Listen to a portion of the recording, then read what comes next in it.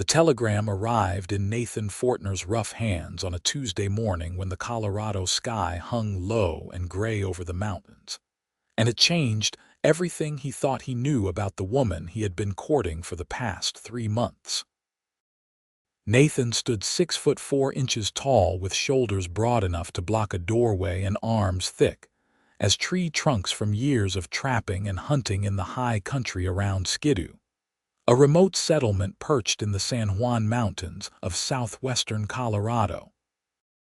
His dark hair hung past his collar, perpetually windswept, and his weathered face bore the marks of a man who had spent more time with wild things than civilized folk. He had come down from his cabin in the peaks to sell furs and restock supplies when he saw Eleanor Fairweather rushing toward him through the muddy street, her usually composed face twisted with worry. Eleanor worked as a seamstress in the small town, having arrived 6 months earlier with barely enough money for a week's lodging. She had transformed herself from a desperate traveler into a respected member of the community through sheer determination and skill with a needle. Nathan had noticed her immediately, though it took him 2 months to work up the courage to speak to her beyond simple greetings. She was beautiful in a way that made his chest tight, with auburn hair that caught fire in the sunlight and green eyes that seemed to see right through his awkward attempts at conversation. But more than her beauty, it was her kindness that drew him. She treated everyone with genuine warmth, from the wealthiest rancher's wife to the poorest prospector, and she had a laugh that reminded him of clear water running over stones. "Nathan," Eleanor called out, clutching a yellow piece of paper in her trembling hand. "Nathan, I need your help. Please, I do not know who else to ask." He crossed the distance between them in 3 long strides, instinctively placing his large hands on her shoulders to steady her. "What has happened? Are you hurt?" "It is my sister." Eleanor's voice cracked as she thrust the telegram at him. "Sarah. She is in trouble. She is in Durango, and the message says she is ill and alone. I must go to her immediately, but the stage does not run until Friday, and I fear that will be too late." Nathan took the telegram and read it quickly. The message was brief and alarming. "Sarah Fairweather critically ill. Come immediately. Rooms at the Strater Hotel. Dr. Morrison." "Durango is 3 days' hard ride from here," Nathan said, his mind already calculating routes and necessary supplies. "4 if the weather turns, which it looks like it might." "I know." Tears welled in Eleanor's eyes. "I know it is far, and I have no right to ask this of you, but Nathan, she is my only sister. My only family in this world. Our parents died when we were young, and we have only ever had each other. I must reach her." Nathan did not hesitate. He had learned long ago that when a person you cared about needed help, you did not waste time with questions or conditions. You simply acted. And the truth was, he had fallen deeply for Eleanor Fairweather over the past 3 months, even if he had been too tongue-tied to properly express it. He had imagined a future with her in his clumsy, hopeful way, picturing her in his mountain cabin, sharing his life in the high country. If her sister mattered to her, then that sister mattered to him too. It was as simple as that. "Pack light and warm," he said firmly. "We leave within the hour. Bring only what you absolutely need. The trail will be rough and we will be moving fast." Relief flooded Eleanor's face, followed immediately by fresh worry. "Nathan, I cannot pay you much. My savings are modest, and I will need most of what I have for Sarah's medical care." He felt a flash of something like offense that she thought payment entered into this at all. "I am not doing this for money, Eleanor. Get your things. Meet me at the livery."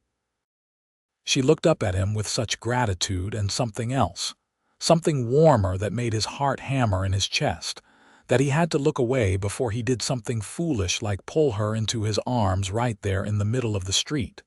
"Thank you," she whispered. "Nathan, truly, thank you."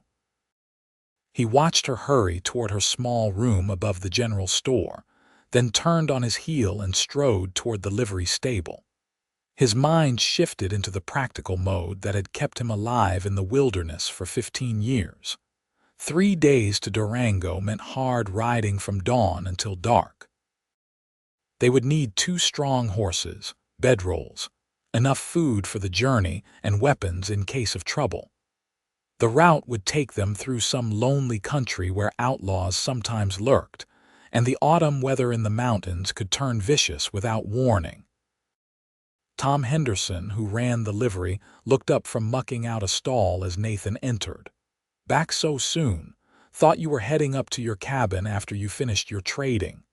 "Change of plans. I need 2 of your best horses, Tom, strong ones with endurance. I am making a run to Durango and cannot afford to have an animal go lame on me." Tom's eyebrows rose. "Durango? That is 3 days hard travel, Nathan. What is the rush? Personal matter. Can you help me or not?" The older man studied him for a moment, then nodded slowly. "I've got a big gelding that will carry you well and a smaller mare that is tough as they come. She does not look like much, but she can go all day without complaint. They will cost you, though. Name your price." They haggled briefly, reaching an agreement that left Nathan's purse considerably lighter but his mind at ease about the animals. While Tom saddled the horses, Nathan went to the general store and purchased supplies. Dried meat, hardtack, coffee, a bit of sugar, and some canned goods that would not spoil. He added 2 extra canteens, knowing water would be scarce in some stretches. He already had his rifle and pistol, both well-maintained and reliable. Eleanor appeared at the livery just as Tom was finishing with the horses. She had changed into a practical riding skirt and jacket, her hair braided tightly and pinned up under a wide-brimmed hat. She carried a small canvas bag that could not have held more than a change of clothes and a few personal items. Her face was pale but composed, the initial panic replaced by grim determination. "I am ready," she said. Nathan secured her bag to the mare and helped her mount. His hand spanned her waist easily as he lifted her into the saddle, and he felt her tremble slightly, though whether from fear or something else he could not tell. "Have you ridden much?" he asked. "Some when I was younger. It has been a few years, but I will manage." "I will not slow you down, Nathan. I promise." He swung onto the gelding with an easy grace that belied his size. "We will set a steady pace, not a killing one. No use reaching Durango if we are both too exhausted to be of any help to your sister. We will ride until dark, make camp, start again at first light. With luck, we will make it in 3 days." They rode out of Skidoo heading southeast, following a trail that wound through stands of aspen and pine. The air was crisp and sharp with the promise of winter, though it was only late October. Nathan set a brisk but sustainable pace, letting the horses warm up gradually. He watched Eleanor from the corner of his eye, noting how she sat the horse. She was stiff at first, clearly out of practice, but within an hour she had found her rhythm and moved more naturally with the mare's gait. They did not speak much during the first hours. Nathan was occupied with reading the trail and the sky, while Eleanor seemed lost in her own worried thoughts. He wanted to offer comfort, but did not know what words would help. His life in the mountains had not taught him pretty speeches. Finally, as they stopped to rest the horses near a small creek, he tried. "Tell me about your sister," he said, loosening the gelding's cinch to let the animal breathe easier. "What is she like?" Eleanor looked surprised by the question, then grateful for the distraction. She stroked the mare's neck as she spoke. "Sarah is 2 years younger than I am. She is 20 now to my 22. She is nothing like me, really. Where I am careful and cautious, she is bold and impulsive. She has always been the brave one, the one who took chances." A sad smile crossed her face. She used to drive our mother to distraction with her antics. Climbing trees, racing the boys, always coming home with torn dresses and scraped knees. Sounds like she has spirit, Nathan said. She does. Too much sometimes. When our parents died, we were sent to live with our aunt in St. Louis. It was suffocating for Sarah. All those rules and expectations, the constant pressure to be proper young ladies. I adapted, but Sarah fought it every day. When I told her I was leaving to come west, she begged to come with me. But I thought it was better if one of us stayed and maintained our connection to the family. I thought I was being wise, giving us a fallback if my gamble failed. Her voice dropped. I should have brought her with me. She must have come out here on her own and gotten into some kind of trouble. Nathan finished checking the horses and moved to sit on a fallen log near Eleanor.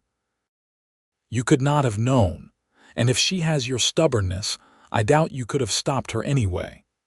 That earned him a small laugh, which pleased him more than it probably should have. You may be right about that. Sarah does what Sarah wants, consequences be damned. How long since you have seen her? 6 months. I left St. Louis in April, arrived in Skidoo in early May. We have exchanged letters, but the mail is so slow and unreliable. Her last letter was from 3 weeks ago. She said she was working at a hotel in Denver and doing well.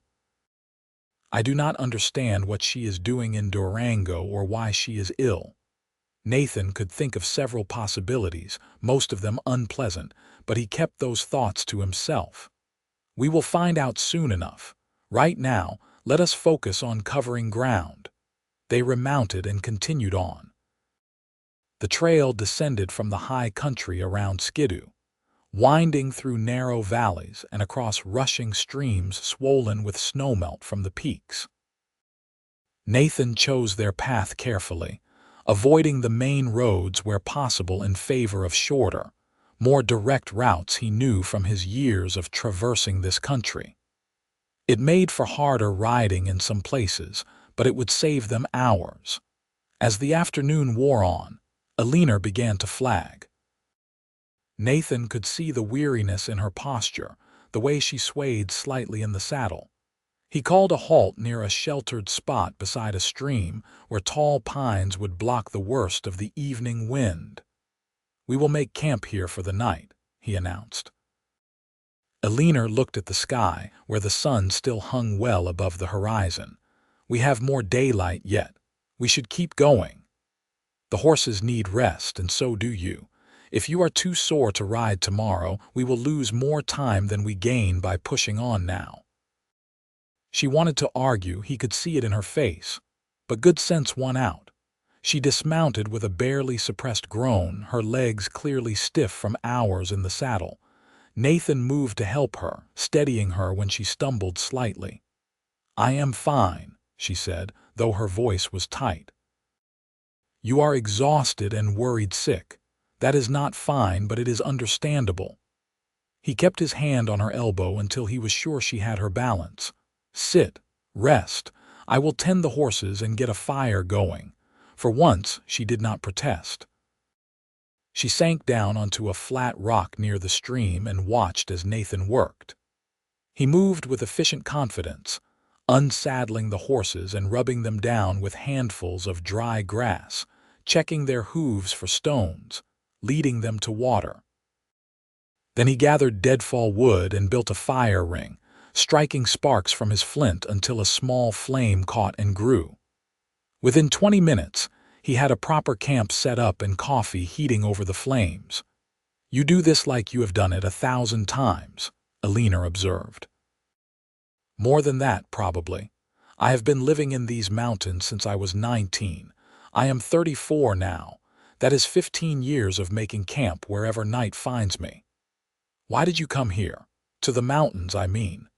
Nathan poured coffee into 2 tin cups and handed one to Eleanor.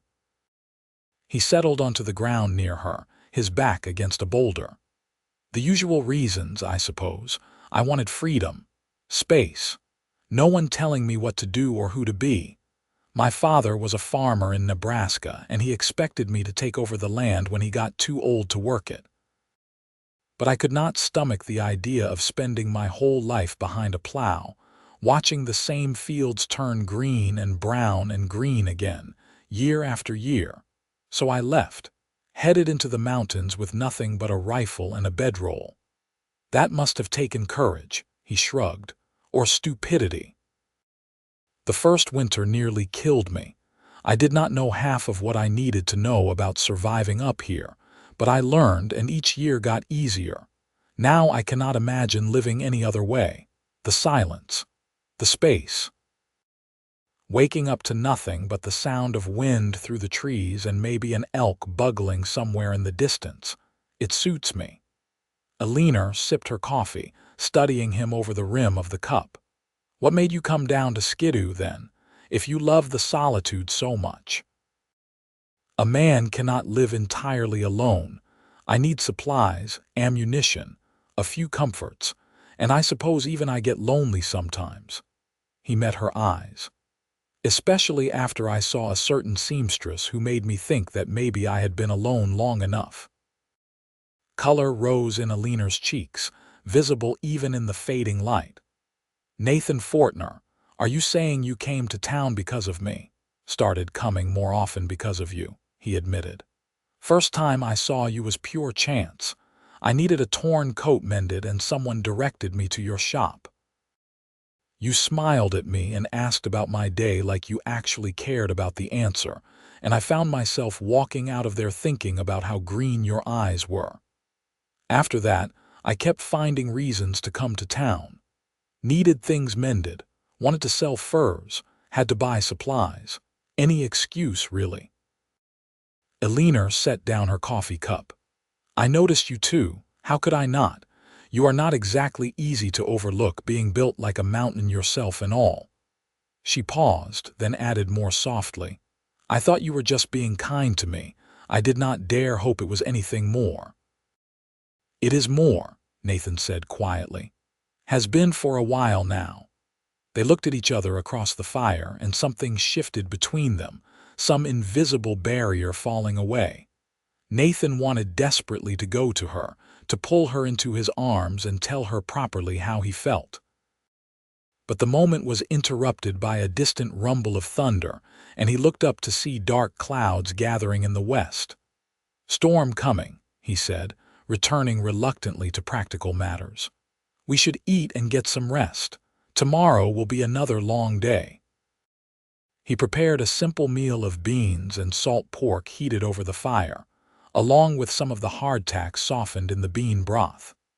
It was plain fare, but Eleanor ate without complaint, and Nathan was pleased to see some color return to her face. After they had eaten and cleaned up, he rigged a shelter using a canvas tarp stretched between trees, creating a protected space against the coming rain. You take the shelter, he said. I will sleep by the fire. Nathan, do not be ridiculous. We can both fit under there. I trust you, and we will both need good rest. He hesitated, then nodded. They settled under the tarp with their bedrolls spread side by side, proper but close. The first drops of rain began to fall, pattering against the canvas overhead. Nathan lay on his back, very aware of Eleanor's warmth beside him, listening to her breathing slowly even out as exhaustion claimed her. He remained awake long after she slept, keeping the fire fed and watching the darkness beyond their small circle of light. His thoughts churned with plans and worries. 3 days to Durango if all went well. But the weather was turning, and autumn storms in these mountains could be fierce. And then there was the question of what they would find when they reached Eleanor Fairweather. Critically ill could mean anything from pneumonia to injuries from an accident, or worse. There were dangerous men in the territories, men who would take advantage of a young woman alone, but he would get Eleanor there. He had given his word, and more than that, he cared about her. Really cared, in a way that both thrilled and terrified him. 15 years alone in the mountains had taught him self-reliance, but not how to navigate the complex territory of love. Yet here he was, halfway in love with a seamstress from St. Louis, riding through the wilderness to help a woman he had never met because she mattered to Eleanor. Family mattered to Eleanor, so it mattered to him too. It was as simple and as complicated as that. He must have dozed eventually because he woke to gray dawn light and the smell of rain washed earth. The storm had passed in the night, leaving everything damp and clean. Eleanor was already awake, folding her bedroll with practiced efficiency. "Good morning," she said, and she looked better than she had the night before.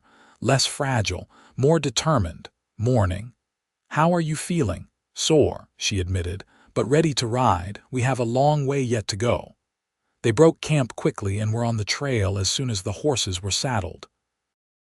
Nathan pushed the pace a bit harder than the day before, sensing Eleanor's urgency and trusting that she would tell him if it became too much. The trail descended steadily now, leaving the high peaks behind and entering the broken country of mesas and canyons that characterized southwestern Colorado.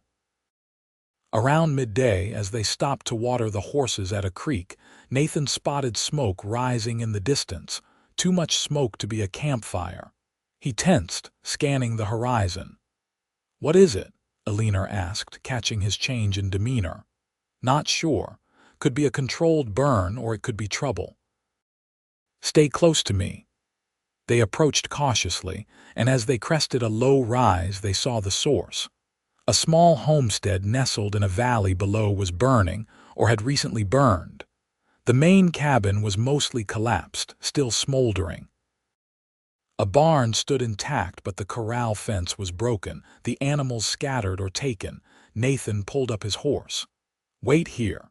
"Should we not help?" Eleanor protested. "Something is wrong. I want to make sure it is safe first." He rode down alone, his rifle loose in its scabbard and ready. As he approached, he heard a sound from the barn, a child crying. He dismounted quickly and pushed open the barn door. Inside, huddled in a back corner, he found two children. A boy maybe 10 years old and a girl a few years younger. They were filthy and terrified, and the boy held a pitchfork in shaking hands, trying to look brave. "Easy, son," Nathan said gently. "I am not here to hurt you. What happened?" The boy's face crumpled. "Raiders came last night. They took Pa's horses and our stores. They set the house on fire. Pa told us to run and hide in here. We have been hiding since last night. We do not know where Ma and Pa are." Nathan's jaw tightened. Raiders were a constant threat in the territories, men too lazy or cruel to make an honest living. "Let me look around. You two stay here." He found the parents behind the ruined cabin. Both dead, the man shot and the woman killed in the fire, probably trying to save what she could. Nathan stood over them for a moment, anger burning cold in his chest. Then he returned to the barn. "Your parents are gone," he said to the boy, keeping his voice gentle but honest. "I am sorry, but you two are alive and we need to keep you that way. There is a town called Silverton about a day's ride north. Do you have family there?" The boy nodded, tears streaming down his dirty face. "Our uncle, Uncle James. He has a store there." Eleanor appeared in the barn doorway. She had not waited as he asked, but he could not fault her when he saw how she immediately went to the children, kneeling to their level. "Oh, you poor darlings," she murmured. "You must be so frightened." "We are going to help you." Nathan stepped outside with her. "We cannot leave them," she said before he could speak. "They are children, Nathan. They just lost everything." "I know. But Silverton is a day north and Durango is 2 more days southeast. It will add time we do not have." Eleanor's face was anguished. "I know. I know my sister needs me. But Nathan, they are children." He looked at her standing there, torn between her own desperate need and the welfare of 2 young strangers, and he fell the rest of the way in love with her. Anyone could love their own family. It took a special kind of person to make room in their heart during a crisis for others in need. "All right," he said. "Here is what we will do. I will take the children to Silverton. It is only a day out of our way, and we can cut cross-country from there to Durango, make up some of the time. You cannot do this ride without me anyway, not safely. Relief and guilt warred on her face. I cannot ask you to do this. You are not asking, I am deciding. Those kids need help, and we are the only help available. Your sister has a doctor with her. These two have no one. We help them, then we get you to Durango. End of discussion. They gathered the children and what supplies could be salvaged from the homestead, burying the parents in quick but respectful graves marked with stones. The boy, whose name was Timothy, and his sister Lucy, rode double on Eleanor's mare while Eleanor rode behind Nathan on the gelding.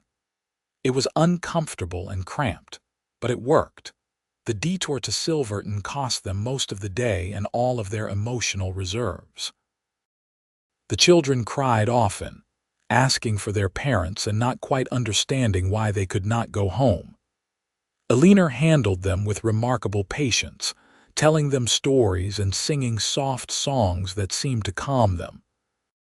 Nathan found himself watching her with these grieving children and imagining her with their own children someday, a thought that both warmed and terrified him. They reached Silverton as darkness fell, and Nathan used his reputation and Eleanor's respectability to navigate the town quickly.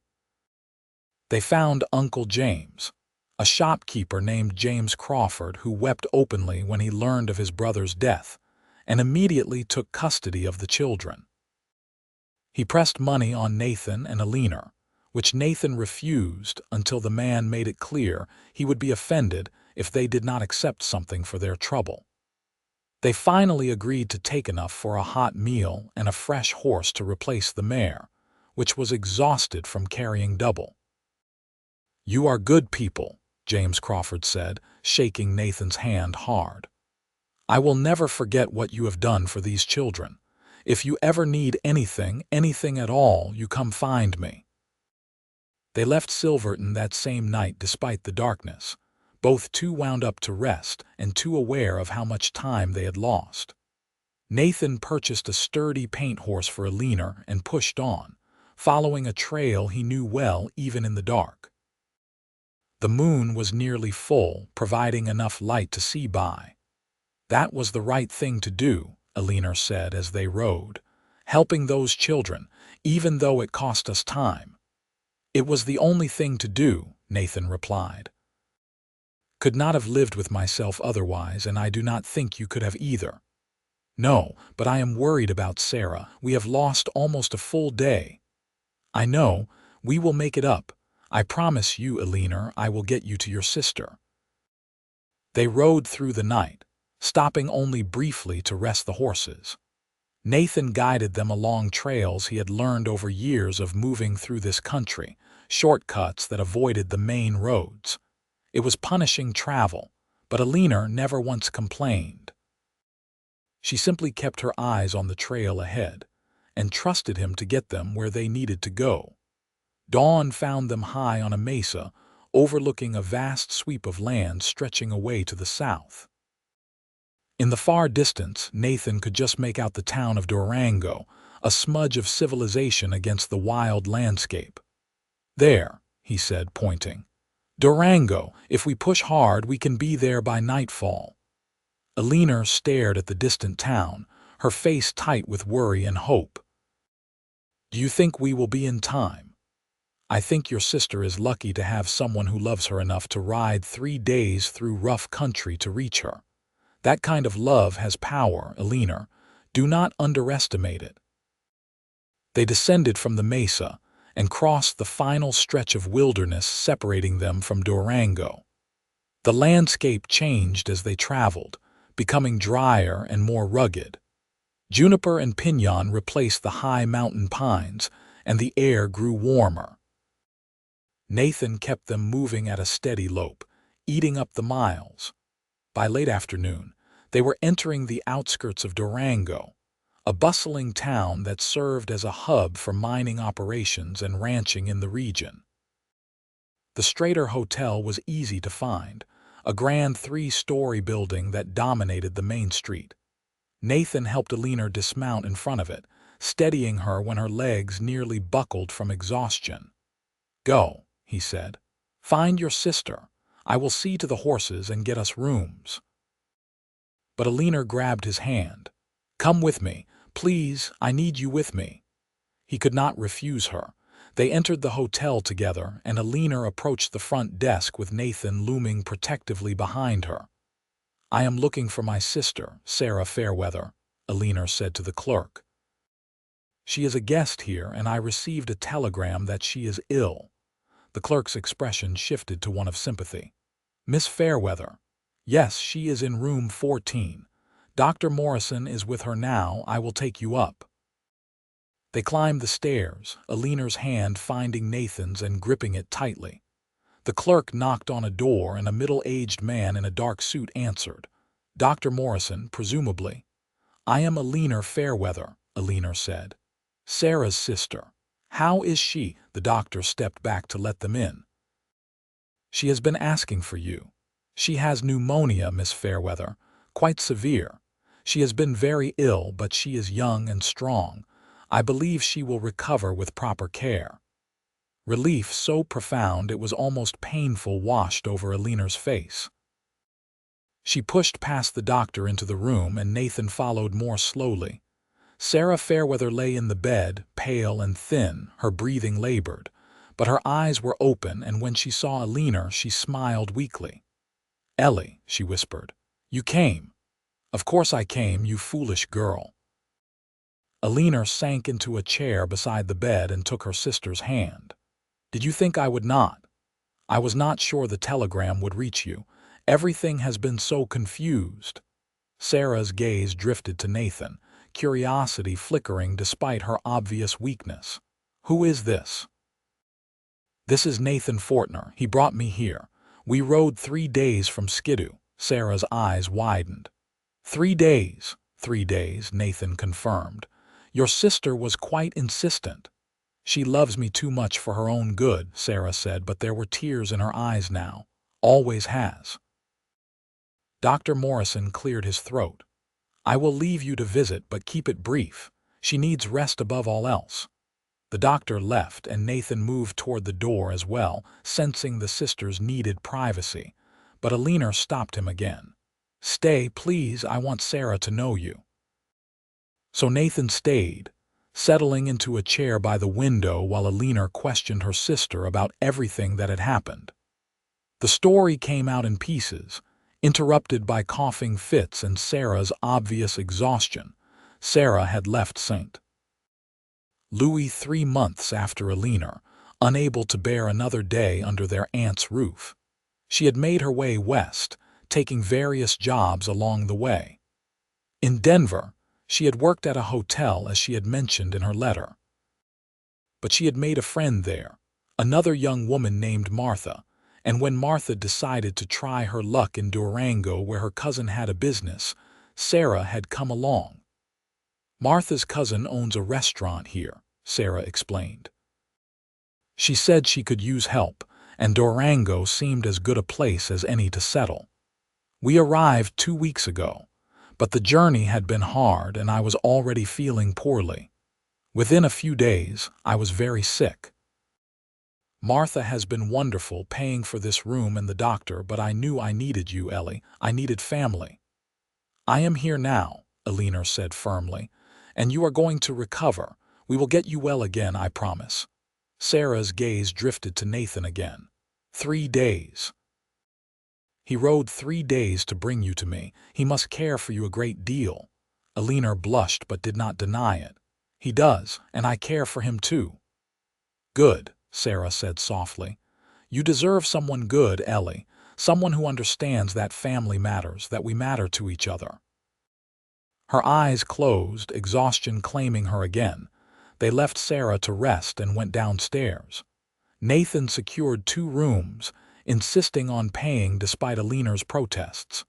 "You will need your money for your sister's care," he said. "Let me do this." Eleanor looked up at him, standing there in the hotel lobby, dusty and trail-worn and absolutely steadfast. Nathan Fortner, I do not know how I will ever repay you for what you have done. I do not want repayment. I want you to let me court you properly once your sister is well.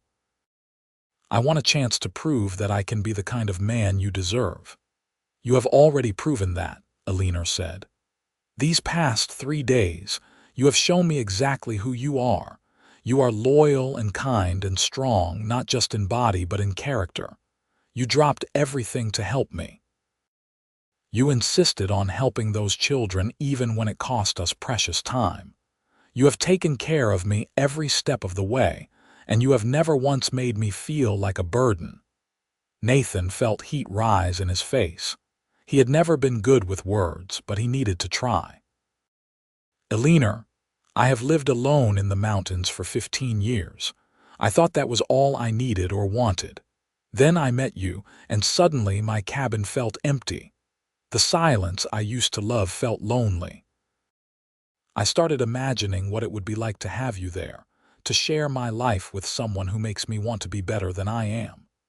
These 3 days, riding with you, seeing how brave you are and how much you love your sister, it just made me more certain. I am in love with you, Eleanor Fairweather. I know I am not eloquent or refined, but what I feel is real. Eleanor's eyes filled with tears, but she was smiling. Nathan, I love you too. I have been falling in love with you for months, every time you came to my shop with some excuse about needing something mended. I love your strength and your gentleness. I love how you see what needs doing and you simply do it. I love that my family matters to you because I matter to you. He closed the distance between them and took her hands in his much larger ones. Then when your sister is well, will you consider marrying me? Coming to live with me in the mountains. I know it is not an easy life and it would mean leaving the town, but I would build you anything you wanted. A bigger cabin, a workshop for your sewing, whatever would make you happy. I would live in a tent if it meant being with you, Eleanor said. But yes, Nathan, yes, I will marry you. He wanted to kiss her right there in the lobby, but propriety held him back. Instead, he squeezed her hands gently and allowed himself a smile that felt like it might split his face. You have made me very happy. And you have given me hope again, for the future, for a life I could not quite imagine before but can see so clearly now. They parted to their separate rooms, but Nathan could not sleep despite his exhaustion. He kept thinking about Eleanor's words, about the future they had just promised each other. He had never imagined marrying, had never met a woman who could match his life in the wilderness. But Eleanor was different. She had strength he had not expected, a core of steel beneath her gentle exterior. She would thrive in the mountains. He was suddenly certain of it. The next weeks passed in a blur of caretaking and planning. Sarah's recovery was slow but steady. Nathan found work around Durango to pay for their extended stay, taking jobs that used his strength and wilderness skills. He guided hunting parties into the mountains, worked as a loader for freight wagons, and even helped a rancher round up strays that had wandered into rough country. Eleanor divided her time between nursing Sarah and taking in sewing work, her reputation for fine stitching spreading quickly through the town. Nathan and Eleanor spent every spare moment together, often sitting with Sarah so Eleanor would not have to choose between them. Sarah recovered enough to tease her sister about her love-struck expression whenever Nathan entered the room, and Nathan found himself genuinely liking the younger Fairweather sister. She had the same core of strength as Eleanor but expressed it differently, with sass and humor where Eleanor showed quiet determination. "You are good for her," Sarah told Nathan one afternoon when Eleanor had stepped out to purchase thread. "I have never seen my sister so happy. She has spent her whole life taking care of me, putting my needs ahead of her own. She deserves someone who will take care of her for a change." "I intend to spend the rest of my life doing exactly that," Nathan said. "If she will let me." "Oh, she will let you," Sarah said with a knowing smile. Ellie is not the type to accept help easily, but she trusts you. That is not something she gives lightly. Martha, Sarah's friend who had brought her to Durango, visited often. She was a vivacious young woman with dark hair and a ready laugh, and Nathan could see why Sarah had befriended her. Martha had her own romantic story to share. The cousin who owned the restaurant had a business partner, a steady young man named William, and Martha was clearly smitten with him. "It seems everyone is finding love," Martha said cheerfully during one visit. "Perhaps it is something in the Colorado air." 6 weeks after their arrival in Durango, Dr. Morrison declared Sarah well enough to travel. She had gained back the weight she had lost and could move around without the coughing fits that had plagued her for so long. The question then became what to do next. "Come back to Skidoo with us," Eleanor urged her sister. "You could stay with me until the wedding and then we will figure out the rest." But Sarah shook her head. "I appreciate the offer, Ellie, but I think I will stay here. Martha and I have become close, and her cousin has offered me steady work at the restaurant. I like Durango. It feels like a place I could build a life." Eleanor looked torn between relief and worry. "Are you certain you are still recovering?" "I am certain." "And you need to start your own life, Ellie.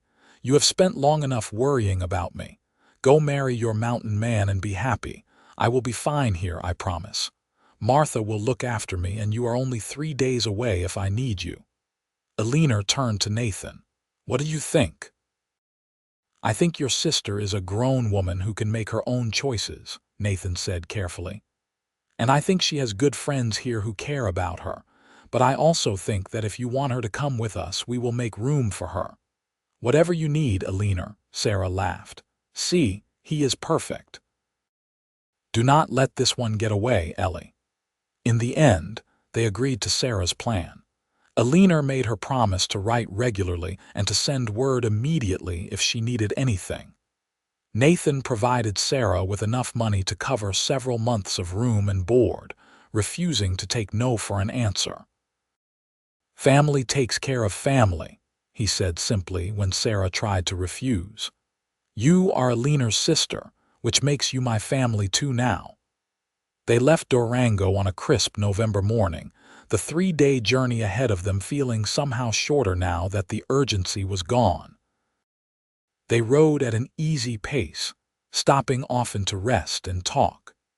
Eleanor told Nathan stories about her childhood with Sarah, about their parents and the small Ohio farm where they had grown up before fever took their mother and father within days of each other. Nathan shared stories of his own childhood in Nebraska and his early years learning to survive in the mountains. "I nearly died that first winter," he admitted as they made camp one evening. "I thought I knew what I was doing, but mountain winter is different from plains winter. Colder, more dangerous. I ran low on food and lower on firewood. There was a storm that lasted 5 days, and I was trapped in a cave with nothing but snow to melt for water, and one squirrel I had managed to catch before the storm hit. I thought that was it, that I would freeze or starve." "What saved you?" Eleanor asked. "Luck and stubbornness. The storm finally broke, and I managed to get a fire going and hunt some game, but it taught me to respect the mountains, to never underestimate them. After that, I learned everything I could from the old trappers and prospectors. How to read the weather, where to find food even in deep winter, how to build a shelter that would hold up against anything. I became part of these mountains instead of trying to conquer them." Eleanor moved closer to him by the fire. "Will you teach me?" "I want to learn how to live in your world, Nathan." "Our world," he corrected. "And yes, I will teach you everything I know. You are already stronger and braver than you realize. You rode 3 days through rough country without a word of complaint. You handled every challenge we faced with grace. You will take to mountain life just fine." They reached Skidoo on the evening of the 3rd day, riding into town as the sun set behind the western peaks. Word of their arrival spread quickly, and several townspeople came out to greet them, asking about Eleanor's sister and commenting on what a romantic story it all was. "You rode 3 days to reach her," Mrs. Henderson from the boarding house said with a sigh. "That is true love, that is." Nathan and Eleanor exchanged a smile. They knew the truth was more complicated and more beautiful than the simple romantic story people told.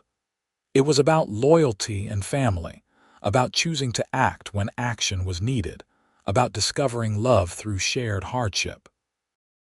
They were married 3 weeks later in a simple ceremony at the small church in Skidoo. Sarah made the journey from Durango with Martha and William, unwilling to miss her sister's wedding. Nathan wore new clothes that Eleanor had made for him, though he still looked uncomfortable in anything but his buckskins. Eleanor wore a dress of soft blue wool that brought out the color of her eyes. The ceremony was short but meaningful. When the minister asked Nathan to repeat his vows, his voice was steady and sure. "I, Nathan Fortner, take you, Eleanor Fairweather, to be my wife. I promise to protect you, provide for you, and love you all the days of my life. Your family is my family, your joys are my joys, your sorrows are mine to share." Eleanor's vows were equally heartfelt. "I, Eleanor Fairweather, take you, Nathan Fortner, to be my husband. I promise to stand beside you, to build a life with you in the mountains you love, and to love you with my whole heart for as long as I live." When Nathan kissed his bride, there was a cheer from the assembled townspeople. Tom Henderson slapped Nathan on the back hard enough to stagger a smaller man. "Never thought I would see the day when you settled down, Nathan. But if anyone could civilize you, it would be Miss Eleanor here." "Mrs. Eleanor now," Nathan corrected with a grin. They held a small reception at the boarding house, with food contributed by various townspeople and music provided by a prospector with a battered fiddle. Nathan danced with his wife, feeling awkward but happy as he guided her around the small space. Eleanor laughed up at him, radiant with joy. Sarah pulled Nathan aside at one point in the evening. "Take care of her," she said seriously. "I know you will, but I had to say it anyway. She is my only family." "And she is my heart," Nathan replied. "I would sooner stop breathing than let any harm come to her." Sarah studied him for a moment, then nodded, satisfied. "I believe you, and I am glad she has you. Ellie has spent her whole life being strong for everyone else.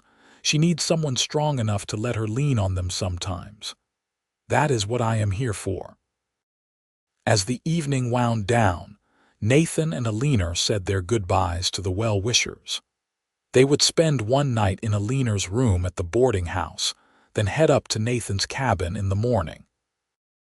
Nathan had spent the past weeks making improvements to the cabin, expanding it, and adding touches he thought Eleanor would appreciate. A larger stove for cooking and warmth, more windows to let in light, shelves for her sewing supplies, and a real bed frame instead of the simple rope and canvas arrangement he had been using. Alone together in the small room, Eleanor changed into a simple nightgown while Nathan busied himself banking the fire and checking the window latches, anything to give her privacy and himself time to calm his racing heart. When he finally turned to face her, she was watching him with a soft smile. "Are you nervous?" she asked. "Yes," he admitted. "I have faced down bears and mountain lions without my hands shaking, but the thought of disappointing you terrifies me." Eleanor crossed to him and took his large, calloused hands in hers. "You could never disappoint me, Nathan. You are everything I want and need." That night, they began their married life together with tenderness and joy, discovering each other in the soft darkness. Nathan was gentle despite his size and strength, always attentive to Eleanor's comfort and pleasure. And Eleanor met him with equal passion, surprised by the depth of her own desire and the rightness of being in his arms. In the morning, They packed Eleanor's few possessions and began the climb into the mountains. The cabin was a half-day's ride from Skidoo, situated in a high valley with a stream running nearby and a view that stretched for miles. When they crested the final rise, and Eleanor saw it for the first time, she gasped. The cabin was larger than she had expected, built of solid logs chinked tight against the weather. Smoke rose from the chimney, which meant Nathan had arranged for someone to come up and start a fire for their arrival. Around the cabin, the autumn colors were at their peak, aspens burning gold against the deep green of the pines and the gray granite of the peaks beyond. "It is beautiful," Eleanor breathed. "It is home," Nathan said. "Our home now." He dismounted and helped her down, then swept her into his arms and carried her across the threshold. Eleanor laughed, her arms around his neck, feeling more joy than she had ever thought possible. Inside, the cabin was warm and surprisingly cozy. Nathan had clearly worked hard to make it welcoming. There were curtains on the windows, rugs on the floor, and a table and chairs that looked newly made. A large bed dominated one corner, piled with furs and quilts. Shelves lined one wall, already stocked with supplies. "Nathan, when did you do all this?"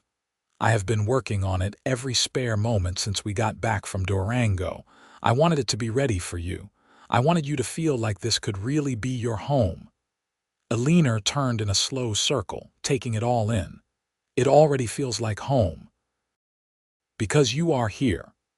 They settled into married life with surprising ease.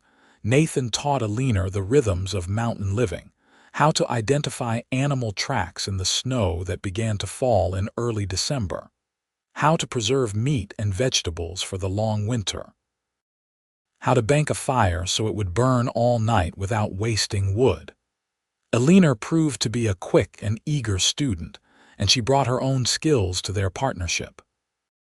She made the cabin more comfortable and organized, sewed warm clothes for them both, and proved to be an excellent cook, able to make even simple ingredients taste special. Winter closed in around them, isolating them in their valley, but neither minded the solitude. They had each other, and that was enough.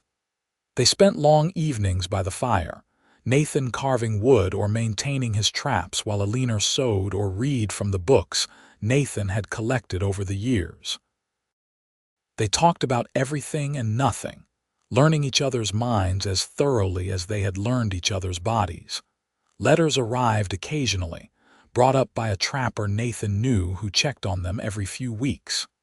Sarah wrote regularly, her letters full of news from Durango. She was thriving in the restaurant work, and her friendship with Martha had deepened. There were hints in her letters that William's business partner had a younger brother who had caught Sarah's eye, and Eleanor smiled to read between the lines. "I think Sarah may have found her own love story," Eleanor said one evening, reading the latest letter aloud to Nathan. "Good. She deserves happiness just like you do." "Just like we both do," Eleanor corrected. "Nathan, I have been thinking about family." He looked up from the knife he was sharpening. "What about it?" "I would like to start our own family. I would like to have children with you." Nathan set down the knife and crossed to where Eleanor sat by the fire. He knelt in front of her, taking her hands. "Nothing would make me happier." "But are you sure? We are far from doctors up here. Childbirth is risky even in town." "I am sure. This is our home, and I want to fill it with love and laughter and the sound of children playing. And I trust you, Nathan. I know you will take care of me." "Always," he promised. "I will always take care of you." Spring came late to the high country, but when it arrived, it transformed the valley into a paradise of wildflowers and new growth. And with spring came the joyful news that Eleanor was expecting their first child. Nathan became even more protective, though Eleanor insisted she was not fragile and could still handle her usual tasks. "I am making a person, not dying." she told him with exasperation when he tried to prevent her from carrying water from the stream. Making a person is hard work. You should rest. I will rest when I am tired. Right now, I am fine. But she let him carry the water anyway because she loved him for worrying even when it was excessive. As Eleanor's belly swelled with their growing child, Nathan worked on expanding the cabin yet again, adding a separate room that would serve as a nursery. He built a cradle from pine, carving it smooth and fitting it with rockers that moved silently. Eleanor sewed tiny clothes and blankets, her heart full to bursting with anticipation. In late October, almost exactly a year after their desperate ride to Durango, Eleanor went into labor. Nathan had prepared as best he could, reading everything he could find about childbirth and talking to every woman in Skidoo who would share advice. But when the moment came, he felt utterly helpless in a way he had never experienced before. Eleanor labored through the day and into the night, growing increasingly exhausted. Nathan stayed by her side, letting her grip his hands hard enough to leave bruises, wiping her face with cool water, murmuring encouragement even as fear clawed at his chest. "I cannot do this," Eleanor gasped at one point, her face pale with pain and exhaustion. "You can," Nathan said firmly. "You are the strongest person I know, Eleanor. You rode 3 days through rough country because your sister needed you. You learned to live in these mountains when everything was strange and new. You can do this. I know you can." She looked up at him, finding strength in his absolute belief in her. "Stay with me. Always. I am right here. I am not going anywhere." Just before dawn, their son came into the world with a lusty cry that echoed through the cabin. Nathan caught the baby in shaking hands, overwhelmed by the tiny, perfect life he held. He cleaned the infant gently and wrapped him in a soft blanket before placing him in Eleanor's arms. "A boy," Eleanor whispered, tears streaming down her face. "Nathan, we have a son." Nathan knelt beside the bed, one arm around his wife and the other gently touching his son's downy head. "He is perfect. You were so brave, Eleanor. I am in awe of you." They named him James, after the uncle who had taken in Timothy and Lucy, and also after Eleanor and Sarah's father. Little James had his mother's green eyes and his father's strong build, even as a newborn. 2 weeks after James's birth, Sarah arrived with Martha for a visit, having made the journey from Durango to meet her nephew. Sarah also brought news. She and Martha's friend, the business partner's brother whose name was Robert, were courting seriously. "He is talking about marriage," Sarah confided to Eleanor while Nathan and Robert, who had come along on the trip, talked outside. "I think he will ask soon." "And what will you say?" Eleanor asked, shifting baby James to her other arm. "I will say yes. I love him, Ellie." "Not the way you love Nathan, maybe. It is quieter, less dramatic, but it is real and it is good." "Then I am happy for you." Eleanor reached out to squeeze her sister's hand. "We both found our places in this world. We both found people to love who love us back. We did. And it all started when you convinced that mountain man of yours to ride 3 days to reach me when I was sick. I owe you both everything." "You owe us nothing," Eleanor said firmly. "We are family. That is what family does." Robert did propose and Sarah accepted. They were married in Durango the following spring, with Eleanor and Nathan making the journey down from the mountains with baby James, now 6 months old and thriving. It was a joyful reunion, seeing Sarah so happy and settled. Over the years that followed, Nathan and Eleanor's family grew. James was joined by a daughter they named Catherine, who had her father's dark hair and her mother's gentle nature. Then came another son, Thomas, who was as adventurous as his namesake uncle had been before the raiders came. Each birth was a challenge in the remote cabin, but each time Eleanor proved her strength, and each time Nathan was there beside her, steady and sure. Sarah and Robert also had children, and the families visited as often as the seasons and distances allowed. The children grew up knowing their cousins, understanding the importance of family ties even when miles separated them. Nathan never did get Eleanor to move back to civilization, though she sometimes visited Skidoo or Durango for supplies and company. She loved their mountain home, loved the peace and beauty of the high country, loved the life they had built together. She became as skilled as Nathan at reading the weather and the land, and she taught their children to respect and appreciate the wilderness that surrounded them. On their 10th wedding anniversary, Nathan and Eleanor sat on the porch of their cabin watching the sun set behind the peaks. Their children were inside, the older ones helping to put the younger ones to bed. It had been a good day, full of laughter and love. "You ever regret it?" Nathan asked, taking Eleanor's hand. "Leaving town to live up here with me. It is a hard life sometimes." Eleanor looked at him in surprise. "Regret it? Nathan, these have been the best 10 years of my life. Every day with you is a gift. This place, our children, the life we have built together, it is everything I ever wanted even when I did not know enough to want it. I just want to make sure you are happy. That has always been my only goal. I am happy. I am so deeply, profoundly happy." And it all started that day you agreed to ride 3 days to reach Sarah. You did that because family mattered to me, so it mattered to you. That is when I knew, really knew, that you were the man I wanted to spend my life with. Nathan pulled her close, and they sat together in comfortable silence as the stars began to appear in the darkening sky. He thought about that desperate ride, about the terrified woman who had asked for his help, and the journey that had changed both their lives. He thought about how one decision, one choice to help someone in need, had led to everything good in his life. "Family," he said quietly, more to himself than to Eleanor. "Family," she agreed, understanding without needing explanation. Inside the cabin, their children's voices rose in some childish disagreement, then subsided as the older ones negotiated peace. The sounds of home, of love, of the family they had created together.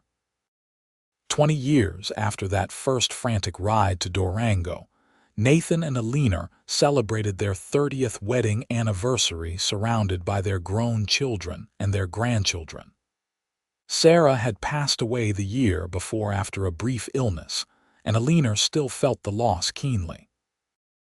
But she took comfort in Sarah's children and grandchildren, who had come from Durango for the celebration. Nathan was in his 60s now, his dark hair gone gray, but still strong and capable. Eleanor had silver threads in her auburn hair and fine lines around her eyes from years of squinting into mountain sun. But to Nathan, she was as beautiful as the day he first saw her. Their oldest son, James, had built his own cabin in a nearby valley and was raising his family there, carrying on his father's tradition of mountain living. Catherine had married a doctor and lived in Denver, using her childhood experiences to help other families living in remote areas. Thomas had become a guide, leading hunting and fishing expeditions into the wilderness he had grown up in. As the family gathered around the large table Nathan had built years ago, now extended with extra boards to accommodate everyone, Eleanor stood and raised her glass. "I want to make a toast," she said, her voice still clear and strong. "To my husband Nathan, who taught me that love is not just words but actions, who showed me that when someone you care about needs help, you simply act. Who rode 3 days through rough country because my sister mattered to me, so she mattered to him. That choice, that one decision to help led to this." She gestured at the gathered family. "All of this. Every person at this table exists because Nathan Fortner understood that family matters. So here is to family, to love, and to the mountain man who gave me everything." There were tears and cheers as everyone raised their glasses. Nathan stood and pulled Eleanor into his arms, kissing her soundly in front of their entire family. "Here is to you," he said when they finally parted. "The woman who made me want to be better than I was. The woman who taught me that being strong is not just about surviving alone, but about building something with someone else. I would ride 3 days again in a heartbeat if that is what it took to have even one more day with you." "Lucky for you, I am not going anywhere," Eleanor said with a smile. They settled back into their seats, and the evening continued with stories and laughter, with children playing and adults reminiscing. Nathan watched it all with a full heart, thinking about the long journey that had brought him here. From a lonely trapper living in isolation to the patriarch of a large, loving family. From a man who knew only survival to a man who understood the deeper meaning of living. As night fell and the family began to drift toward their various sleeping arrangements, Nathan and Eleanor walked out onto the porch one more time.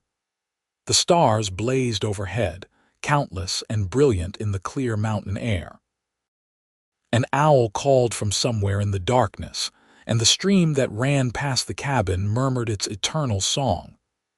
"You remember that first night we camped on the trail to Durango?" Eleanor asked, leaning against Nathan's solid warmth.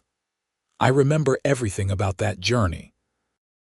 I was half in love with you before we even left Skidoo, and completely in love by the time we reached your sister. I felt the same way. I was so frightened for Sarah, but I also felt this strange sense that everything would be all right because you were with me. You made me feel safe even when nothing was certain." "That is what love does," Nathan said. "It does not make the hard things disappear, but it gives you someone to face them with." Eleanor turned in his arms to look up at him. "We have had a good life, Nathan Fortner, a very good life." "The best," he agreed. "And it is not over yet. We have years left in us, Eleanor. Years of mornings waking up together and evenings watching the sun set. Years of watching our grandchildren grow. Years of simply being together." "That sounds perfect." They stood together in the darkness. Two people who had found each other in the wilderness and built something lasting and true. Their love story had started with a desperate ride to help a sister in need, with one man's understanding that what mattered to the woman he loved mattered to him as well. That simple truth had grown into something magnificent, a legacy of love and family that would outlast them both. Inside the cabin, their grandson began to fuss, and they heard their son's wife murmuring soft comfort. The sounds of family, of life continuing, of love being passed down to the next generation. "Come on," Eleanor said, tugging Nathan toward the door. "Let us go see if we can help." "Always helping," Nathan said with a smile. "That is what family does," Eleanor replied, echoing the words she had spoken so many times over the years. They went inside together, closing the door against the cool mountain night, sealing themselves in warmth and light and love. Outside, the mountains stood eternal and indifferent. But inside that small cabin, in the hearts of the family gathered there, was something equally enduring. The legacy of a mountain man who had ridden 3 days to fetch a woman's sister, because family mattered to her, so it mattered to him too. Always. The years continued to pass gently for Nathan and Eleanor. They watched seasons turn, saw their grandchildren grow into young adults, and eventually welcomed great-grandchildren into the world. Their cabin in the mountains remained a gathering place for the extended family, a symbol of where their love story had truly begun. Nathan's strength remained impressive even into his 70s, though he moved a bit slower and let his sons handle the heavier work around the property. Eleanor's hands, once so nimble with a needle, had grown stiff with age, but she still sewed gifts for new babies in the family, each stitch a prayer for their happiness. On a spring morning in their 35th year of marriage, Eleanor woke to find Nathan already up, standing at the window and looking out at the valley where wildflowers were beginning to bloom. "What are you thinking about?" she asked, joining him and slipping her hand into his. "Just remembering," he said, "how different my life could have been if you had not needed help that day, if I had been up in the high country instead of in town, if I had been too selfish to put aside my own plans to help you. But you were not. That is who you are, Nathan. You see what needs doing and you do it. We did it together. That ride to Durango, it was not just me. You were just as brave. You pushed through exhaustion and fear because your sister needed you. And when we found those children, you did not hesitate to help them even though it meant delaying your own urgent mission. We are the same, you and I. We understand that some things matter more than convenience or comfort." Eleanor squeezed his hand. "We are a good match. The best." They stood together watching the sunrise paint the mountains in shades of gold and pink. Somewhere nearby, a meadowlark sang its morning song. The stream rushed over its rocky bed, the same water that had been running when they first arrived at this cabin as newlyweds, and would still be running long after they were gone. "I am not afraid," Eleanor said suddenly. "Afraid of what?" "Of whatever comes next. Of growing older, of eventually saying goodbye. I'm not afraid because we have had this. We have had a lifetime of mornings like this, of love that just kept growing instead of fading. Not everyone gets that, Nathan. We are so lucky." "We are," he agreed, "and I am not ready to say goodbye yet. I plan to stick around and annoy you for many more years." Eleanor laughed, the sound still as bright as it had been when she was young. "Good. I would be very cross if you left before me." Later that day, a rider arrived with mail, including a thick letter from Catherine. She wrote with exciting news. Her youngest daughter, Eleanor's namesake, had just gotten engaged to a young lawyer. But more interesting was a story Catherine had included about how the couple had met. The young man had helped Catherine's daughter when her horse had thrown her on a trail outside Denver, then ridden with her to make sure she reached home safely, despite having his own important appointment to attend. The selfless act had led to friendship, then courtship, and now to engagement. "It runs in the family," Nathan said when Eleanor read the letter aloud to him. "That understanding that when someone needs help, you provide it, even if it costs you something." "We taught them well," Eleanor said with satisfaction. "All of our children understand the value of putting others first sometimes, of recognizing that we are all connected, all responsible for each other in small and large ways." That evening, as had become their custom, they walked down to the stream before supper. The path was well worn from decades of their feet following it. They sat on a smooth boulder that had served as their favorite resting spot for years, watching the water flow past. "You ever wish we had stayed in town?" Eleanor asked. "That we had chosen an easier life?" "Never. This life, hard as it sometimes was, has been exactly right. We built something here, Eleanor, not just a home but a whole way of being. Our children carry it with them wherever they go. That understanding that love is not passive, that it requires action and sacrifice and choosing others' needs along with your own. It started with Sarah," Eleanor said softly. "With you understanding that she mattered to me, so she had to matter to you too." "It started before that," Nathan corrected. "It started when I saw you in town that first time and something in my chest just knew you were going to be important. It started when you smiled at me like I was worth smiling at, not just some rough mountain man who did not know the first thing about civilized conversation. But yes, the ride to Durango was when we both understood what we had found in each other." They sat in peaceful silence as the light faded and the first stars appeared. A coyote yipped somewhere on the ridge, and an answering call came from another direction. The sounds of the wild country they both loved, the land that had shaped their life together. "Thank you," Eleanor said suddenly. "For what?" "For being exactly who you are, for understanding what mattered when I needed you to, for building this life with me, for every morning and every evening and every moment in between."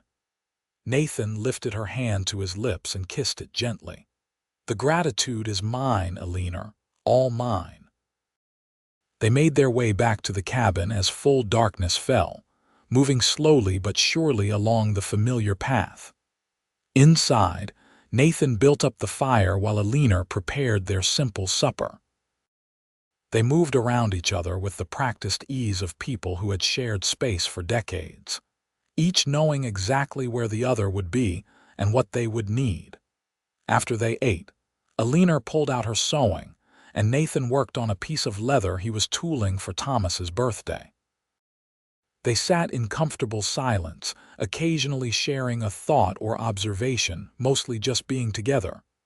"I love you," Nathan said out of nowhere. Eleanor looked up from her stitching with a smile. "I know, and I love you. After all these years, I love you more than I did the day we married, and I loved you quite a lot even then." "Same. I did not think it was possible to love someone more as time passed. I thought love was static, that you felt what you felt and that was that. But it grows, does it not? Like something living. It does. Every shared hardship, every joy, every ordinary moment of simply being together, it all adds up. It deepens into something richer than what we started with." "I like that," Nathan said. "The idea that we are still building this, still growing it, even now." They continued their quiet evening tasks, the fire crackling peacefully and the wind sighing around the cabin walls. This was their life. Not glamorous or exciting to outside eyes, perhaps, but deeply satisfying in ways that mattered. They had built something real and lasting, and it would continue through their children and grandchildren and all the generations to come. When they finally retired to bed, Eleanor settled into Nathan's arms the way she had thousands of times before. His strength was still there, even if age had softened some of his edges. He still made her feel safe, still made her feel cherished. "Sweet dreams," Nathan murmured into her hair. "Always sweet when I am with you," Eleanor replied. They drifted off to sleep, two people who had found each other against all odds and chosen each other every day since. Their love story had started with a mountain man who rode 3 days to fetch a woman's sister, and it had grown into something beautiful and enduring. The seasons continued their eternal cycle. Summer brought warm days and gardens full of vegetables. Autumn painted the mountains in brilliant colors and filled the air with the bugle of elk. Winter wrapped the valley in snow and tested their preparations. Spring returned with wildflowers and renewal. Through it all, Nathan and Eleanor remained, growing older but no less devoted. Their children and grandchildren continued to visit, continued to gather for celebrations and holidays, continued to draw strength from the example their lives provided. One winter evening, when they were both in their 80s, a fierce storm rolled in unexpectedly. Thomas, who now lived closest and checked on them regularly, had been by that morning and tried to convince them to come stay with his family until the weather cleared. "We will be fine," Nathan had assured him. "We have weathered worse storms than this. We have plenty of wood and food. Do not worry about us." But as the storm intensified, howling around the cabin with a fury that shook the walls, Eleanor grew concerned. "Perhaps we should have gone with Thomas," she said, watching snow pile against the windows. "We will be fine," Nathan repeated, but he moved to add more wood to the fire and check their supplies. They had everything they needed: food, water, warmth, and each other. The storm raged for 2 days, one of the worst either of them could remember. But the cabin held, the fire stayed lit, and they stayed safe. On the second night, as the wind finally began to ease, Eleanor woke to find Nathan sitting up in bed, staring into the darkness. "What is wrong?" she asked. "Nothing is wrong. I was just thinking about how many times we have done this, how many storms we have weathered together, both literal and figurative, and we have made it through every single one." "We have been blessed," Eleanor said. "More than blessed. We have been intentional.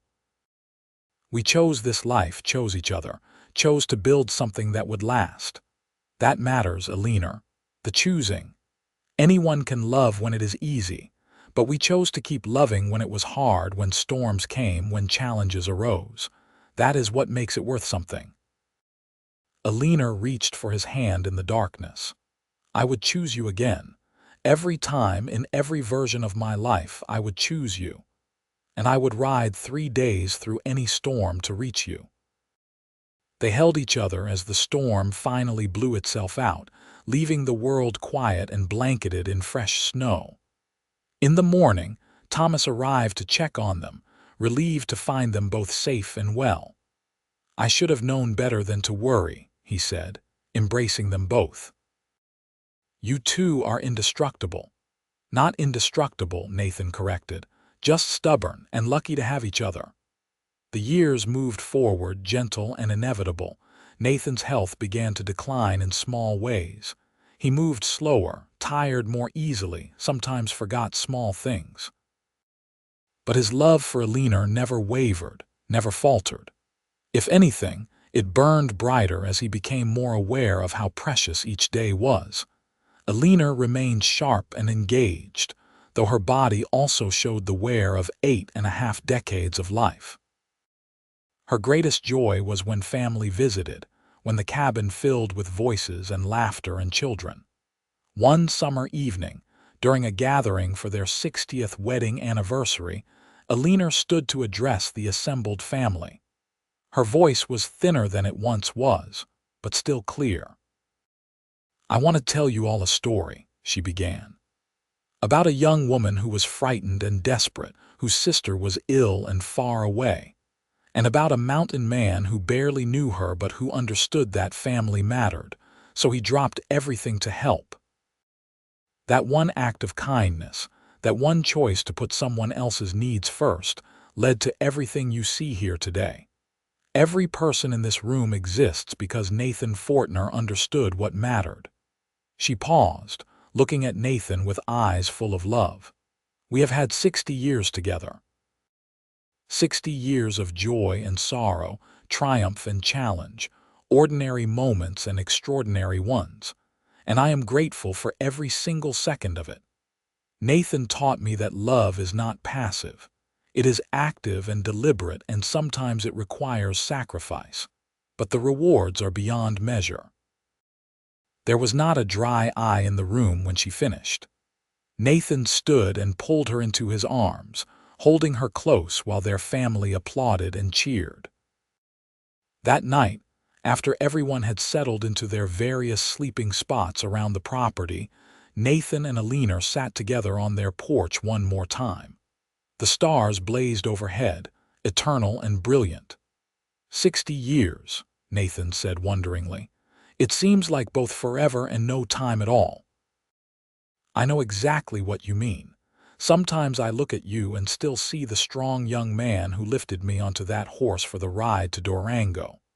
Other times, I see all the years we have shared written on your face, and I love you even more for them. I see the same when I look at you. The beautiful woman who asked for my help and then stole my heart. And the incredible person you have become over all these years, growing stronger and wiser and more essential to me every day." They sat in peaceful silence, hands clasped, hearts full. The journey they had begun 60 years ago with a desperate 3-day ride had led them here, to this moment of perfect contentment. They had faced hardships and celebrated triumphs. They had raised children and welcomed grandchildren and great-grandchildren. They had built a life of meaning and purpose, and it had all started because a mountain man understood that when the woman he was falling in love with needed help, You provided it without hesitation or calculation, because family mattered to her, so it mattered to him too. Always. As they finally went inside for the night, Eleanor paused at the threshold and looked back at the mountains silhouetted against the starlit sky. "Thank you," she whispered to the wild country that had been their home for so long. Nathan heard her and understood. "Thank you," he echoed, his arm around her waist. They went inside together, closing the door on another day in a life full of days worth living. And if their story was proof of anything, it was that love, real and enduring love, begins with a choice to act, to help, to put another person's needs alongside your own. Everything else, all the joy and connection and meaning that follows, flows from that one essential decision: to choose love. To ride 3 days through rough country. To understand that family matters, whether bound by blood or by choice. And to keep choosing, keep riding, keep understanding every day for the rest of your life. That was the legacy Nathan and Eleanor left to their family. That was the story that would be told and retold through generations. Not just a romantic tale of a mountain man and the woman he loved, but a roadmap for how to live a life that mattered. A reminder that the smallest acts of kindness can grow into something magnificent if tended with care and devotion. Their love story, which began with an urgent ride to reach a sick sister, became a testament to what is possible when two people truly see each other and choose to build something together. When they understand that some things, like family and love and loyalty, matter more than convenience or comfort. When they are willing to ride through storms, face challenges, and keep showing up for each other day after day, year after year. Nathan and Eleanor lived into their 90s, a remarkable age for their time and place. They passed peacefully within months of each other and were buried in a spot they had chosen years earlier, on a hillside overlooking their valley with a view of the mountains stretching into the distance. Their children and grandchildren and great-grandchildren gathered to say goodbye, to celebrate lives well lived and love well shared. And as they stood there in the mountain sunshine, someone began to tell the story again. The story of how it all began. How a desperate telegram had arrived. How a mountain man had agreed without hesitation to ride 3 days through rough country. How that journey had forged a love that lasted a lifetime and created a legacy that would endure for generations. Family mattered to her, the storyteller said, so it mattered to him too. Always. And in those simple words lay the truth that had guided Nathan and Eleanor through 60 years of marriage and a lifetime of love. The understanding that when you truly love someone, what matters to them matters to you. Their needs become your needs. Their joys become your joys. Their family becomes your family. That was the gift Nathan and Eleanor gave to each other and to all who knew them. The reminder that love is both simple and profound. That it requires nothing more and nothing less than a willingness to show up, to help, to ride through storms together, and to keep choosing each other day after day until the journey ends. Their story was complete. Their love had come full circle. And somewhere in the mountains they had loved so well, their spirits remained, woven into the land that had witnessed their devotion, forever a part of the wild and beautiful country where their love story had unfolded.